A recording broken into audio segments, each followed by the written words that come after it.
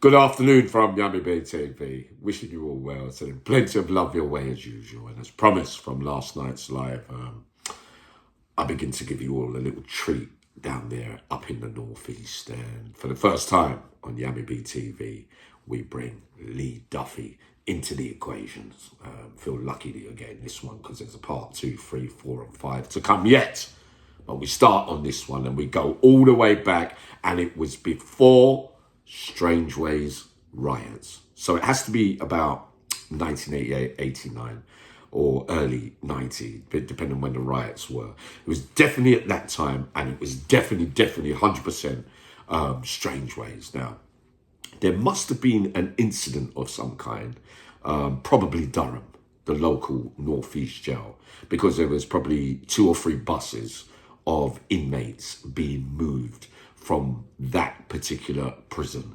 And to make things, must have been something serious, because these buses being transporting these prisoners from Durham was on a Saturday.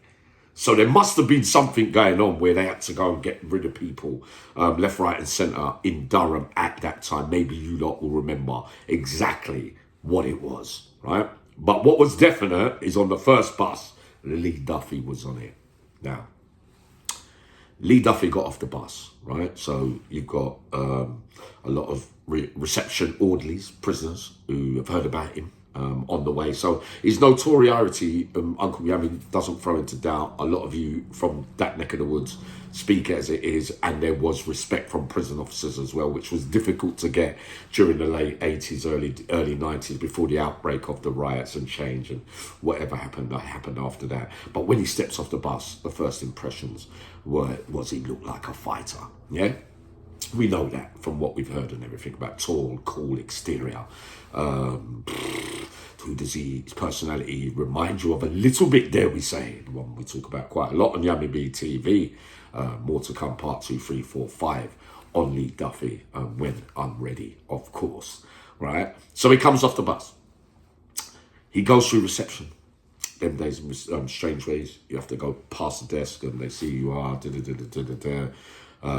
You go around that other bit, you go in the waiting room, and then you go in to get your, them days, you go in and you get your bed kit from the storeman at the door in one of those rooms after coming through reception. Those that know, those that don't, there's a couple of bits you have to go to before you reach the meals and the shower bit when you first on new arrivals at certain jails during that time. So he's gone to get his kit, right? And got his kit, and then gone into the shower, right? To wash up and all that. What he's done is had a shower, put his clothes on and come back with the kit and came back to the storeman, right? A geezer called Bogle was there as well from Manchester that day, right? And a couple of others. Now, he said to the storeman, lad, look, there's 2 geezers right behind me. Is it all right if I come in there just for a little bit until they pass through? So the geezer, well-known figure, looks at him as well. His description of Duffy matches every single one of what you lot talk about. Duffy's geezer, Duffy, and he goes, yeah, lad, come in and come and stand in here and wait. So it's either the 2 men that he was waiting for, I think we can guess who they were. You lot will know more than me, of course. I'm not doing no name calling up here. They were either on the bus with him and he was keeping quiet, or he anticipated where he was getting moved out of Durham. They were on the buses behind, if you get what I mean. And my thing on this is that they might have been on the same bus and he was keeping quiet, but then they would have known that he would have been on there, that you've got to have, or, you know, whatever was surmising this bit, right? But what is absolutely fact, he was waiting in the storeroom. And then those 2 lads came through. So when the storeman's handed them both their kit to go into the shower and then go and get their meal in the ways, after that, they're both gone into the shower. What did Duffy do? Duffy said he put his bed pack and his kit on the storeroom table. He goes, nice for that, lad. He said to one of my besties, right? Come out the storeroom as cool and calm as you like, yeah? they describe it as a moment that he had been planned in his mind ever since he'd been on that journey, on that bit of transport, the sweatbox. He's gone into the showers.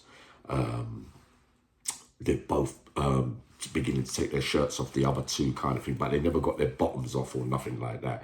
So there was no underhand backstabbing things or nothing. Lee Duffy confronted both of them, didn't give none of them no chances, and wipes them both out, left them all bloodied on the floor with about 5 punches, right? So he's got blood all over him, on his hands and all that, a bit hot now. He's gone into the shower, tried to wash them off, but there's some stains on his shirt, so he's come back out by the storeroom bit, and he's gone, listen, get rid of the shirt and all that, but obviously he's been in there a bit too long. A screw has heard what he's saying to the storeman and then gone to look in the shower, see both figures on the floor, damaged, and press the bell. So they all come running towards Lee Duffy, and Lee Duffy was just standing there fronting them. I said to him, no, it's not me, lad. It's not me. It's nothing to do with me, right? So that story is absolutely facts, but he definitely ended up down the block for it. So whatever happened after that. But that's my part 1 of Lee Duffy. See you all later on.